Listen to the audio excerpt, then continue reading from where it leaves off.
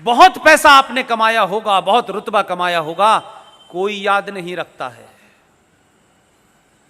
दुनिया में किसी बड़े आदमी का नाम नहीं आता है कि उनकी 500 इंडस्ट्री थी, उनकी उसमें बड़ी फैक्ट्री थी, उनका हीरे का कहीं पढ़ा आपने इतिहास में? इतिहास में धारा के विपरीत जाके जो खड़े होते हैं उन्हीं का नाम आता है। धारा के विपरीत खड़ा होना बहुत मुश्किल था, लेकिन आज बहुत आसान है। मुंबई जैसे शहर में रात के 9 बजे करोड़पति लोग इसमें बैठे होंगे, बहुत काम उनके पास होंगे, लेकिन दुनिया भर में जो लोग बातें कह रहे हैं, सौरभ भाई जो बात कह रहे हैं, उस दिल ने उनके मन में कहीं कोई आग पैदा कर दी है, इसीलिए वो यहां बैठे हुए हैं। यहां से आपको ना कोई टिकट मिलने वाली है, ना यहां से कोई आपको पद मिलने वाला है, ना कोई नया कॉन्ट्रैक्ट मिलने वाला है, लेकिन आप सब कुछ जानना और जीना चाहते हैं। ये भूख आपको दिल्ली से अपने अपने घरों से उठा के लाई है। नीना जी 3.5 घंटे का सफर करके आई हैं, जितनी देर में मैं दिल्ली पहुंच जाता हूं। कोई बात जरूर है, इस लॉ को जलाए रखिए। यह समय कम है, लड़ाई बहुत है। अपने बीच में फैले हुए कंफ्यूजन को दूर करिए। अपने बच्चों के साथ बैठिए जिनको मार्केट में कंफ्यूज कर दिया गया है। अपने बच्चों को सच बताइए। बहुत कम समय है, मैं जानता हूं कितना कम समय है। हर दिन चैलेंज है सरकार के अस्तित्व के ऊपर। अंतरराष्ट्रीय ताकतें लगी हुई हैं। एक घटना को गार्डियन कैसे लिखता है, वॉशिंगटन पोस्ट कैसे लिख रहा है, बीबीसी कैसे लिख रहा है और अल जजीरा कैसे लिख रहा है। सब लोग मिल गए हैं।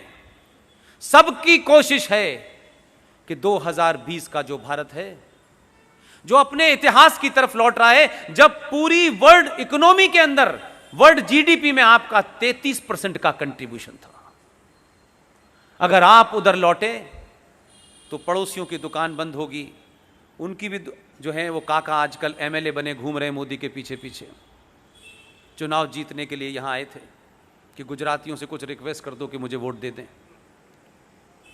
तो ये ताकत जो है, ये आपकी ताकत है कि दुनिया का सबसे बड़ा ओहदेदार, जिसके यहां लाइन लगाई जाती थी कि कौन मिलेगा, वो आपके प्रधानमंत्री के पीछे पीछे एक एमएलए के कैंडिडेट की तरह घूम रहा है। इस सच्चाई को समझिए। वो गुजरात देखने नहीं आया था, उसको मालूम है कि वहां पे नैया डूब रही है, और यही है जो अपने भी जितवाएगा और मुझे भी जितवा देगा। गुजराती यही कमाल नहीं करते, वहां भी करते हैं। इसलिए इस बात को सोचिए। प्रवीण मेहता जी, आप अकेले हैं, आपके साथी आज क्यों नहीं आए? बहुत सारे। ये प्रवीण मेहता जी भी हैं, ये विपुल शाबी जी हैं। मैं इन सब के नाम इसलिए लेता हूं, मुझे इस बॉम्बे में कोई नहीं जानता था 3 साल पहले, और क्यों जानेगा, मैं कुछ था नहीं। लेकिन प्रवीण मेहता से लेकर के पंकज भाई, विपुल भाई, इन्होंने एक प्रोग्राम कराया, और उस प्रोग्राम में एक तस्वीर विपुल भाई, वो सौरभ भाई मेरे पास भेजी इन्होंने। मैं घंटों उस तस्वीर को देखता था और ये सोचता था कि ये दिन मुझे देखना था क्या? ये मेरे जीवन में ये दिन हो सकता है? हम लोग बड़े छोटे परिवारों से आए हैं, हमारा कोई बड़ा ऐसा परिवार नहीं है कि जिसकी हम चर्चा करें, और बड़े ख्वाब थे हमारे मन में।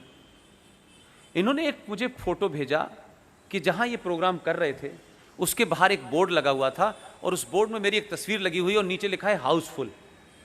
मैंने कहा ऐसा तो हमने अपनी जिंदगी में जब घर से छुप के पिक्चर देखने जाते थे तभी लिखा देखा था यार, ये हम भी कहीं हाउसफुल हो सकते हैं, ये मैं सोच ही नहीं सकता था। तो उस मुंबई में जहां इतने बड़े बड़े लोगों ने प्रोग्राम किए, और जब दिल्ली यहां आया बॉम्बे, तो विपुल शाह जी ने कमाल का काम किया। इन्होंने बड़े बड़े कटआउट लगा दिए। मैं मुंबई में अपना कटआउट देख के सोचने लगा, यार ऐसा कैसे हो सकता है, ये मुमकिन है क्या? और आज ऐसा इन्होंने माहौल कर दिया है कि मेरे जाने से पहले ये कटआउट लगवा देते हैं, और शांति प्रिय धर्म के लोग परेशान हो जाते हैं। इसलिए जगह जगह वो अपना काम करते हैं, लेकिन आपकी तादाद, आपकी गिनती और देश भर में जो एक राष्ट्र को लेकर के चिंता है, इसलिए वो कहीं वहाँ नहीं पहुँच पाते जहाँ वो पहुँचने की कोशिश में करते हैं। मैं सिर्फ आपसे फिर आखिरी बार यही विनती करूँगा कि आप सबको बिना किसी छोटा बड़ा ऊंच नीच के राष्ट्र के लिए आप खुद क्या कर सकते हैं, और यह कहना बंद कर दीजिए मोदी पॉपुलेशन पे बिल कब लाएगा, नसबंदी कब करेगा, ये कब करे। वो जो कर रहा है उससे ज्यादा स्पीड से कोई देश का प्रधानमंत्री नहीं कर सकता,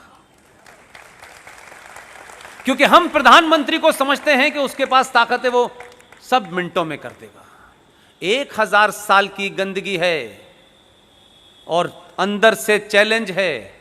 पाकिस्तान, बांग्लादेश, ईरान और चाइना से चैलेंज नहीं है भारत को। जब भारत की आर्मी के चीफ ने यह कहा कि 2 फ्रंट की चिंता मत करो, क्योंकि कांग्रेस पार्टी के जो पार्टी का लीडर है लोकसभा में, उसने कहा कि हमारे 2 फ्रंट पहले से खुले हुए हैं, क्या हम इन 2 फ्रंट का मुकाबला एक साथ कर सकते हैं। चीफ ऑफ आर्मी ने जवाब दिया, उन्होंने किसी रेफरेंस में इनडायरेक्टली जवाब दिया, उन्होंने कहा भारत के जो 2 फ्रंट हैं, ईस्टर्न बॉर्डर और वेस्टर्न बॉर्डर पर, इसकी चिंता भारत को नहीं करनी चाहिए, भारत की आर्मी कैपेबल है। मैंने उसके बाद में इस नैरेटिव को कहा, भारत का एक तीसरा फ्रंट है जिसकी ज्यादा चिंता करनी चाहिए। यह तीसरा फ्रंट भारत के समाज में घुल मिल के बैठा हुआ है, जो कहता है हम भाई भाई हैं। अभी भी आपको भाई भाई का फर्क नहीं पता चल पा रहा। भाई तो पाकिस्तान कराची में रहता है, यह भाईचारा, भाई का पता चल गया, चारे का पता चल गया।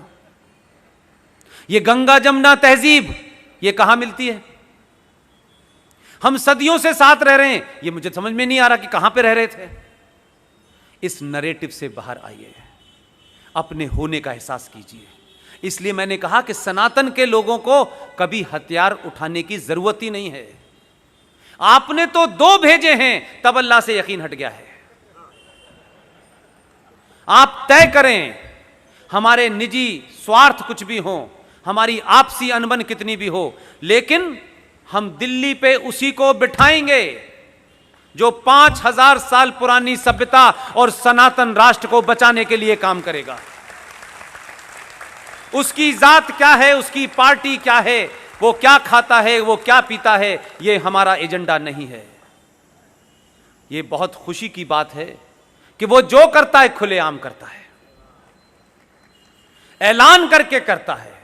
और उसके ऐलान करने से कुछ लोगों को लगता है कि हमारी 5 वक्त की अजान अल्लाह नहीं सुन रहा, लेकिन इसकी 1 वक्त का ऐलान अल्लाह ही सुन रहा है।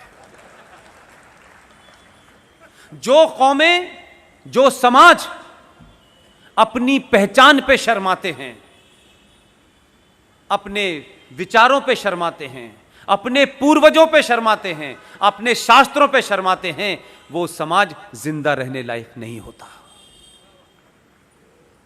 मैं और आप तो बहुत छोटी चीज हैं, इवन कुछ भी नहीं है। आपका पहला देश का, दुनिया का प्रधानमंत्री है जो अपने होने पे शर्माता नहीं है, जो है उसके ऊपर पूरे गर्व से कहता है मैं यही हूं। हम तो जरा सा तिलक लगा लेते हैं तो रहमान भाई के घर जाने से पहले पहुंच लेते हैं। रहमान भाई को तिलक लगा देखेंगे तो उनको लगेगा यार ये कैसे ऐसा हो सकता है, ये तो बड़ा लिबरल हिंदू था। आपको लिबरल दिखने की शौक है। आपके प्रधानमंत्री ने पहला चुनाव जीता, विदेश की यात्रा की, 2 मुल्कों का दौरा किया। यह सिंबॉलिक है, यह देश समझ नहीं पाया। मैं उसको उसी रास्ते से देखता हूं, उसी एजेंडे से देखता हूं। पहला उसका दौरा भूटान का था, दूसरा नेपाल का था, श्रीलंका का था, पाकिस्तान का। अखंड भारत में जो खंडित हुआ है उसको देख करके आ गया है कहां कहां है। सबका उसने सर्वे करा है। लोग समझ रहे हों कि वो बिरयानी खाने गया है, और नेपाल के उस मंदिर में 6 घंटे पूजा की। यह बात मैं किसी एंगल से नहीं कहना चाहता, मैं यह कहना चाहता हूं कि भारत का प्रधानमंत्री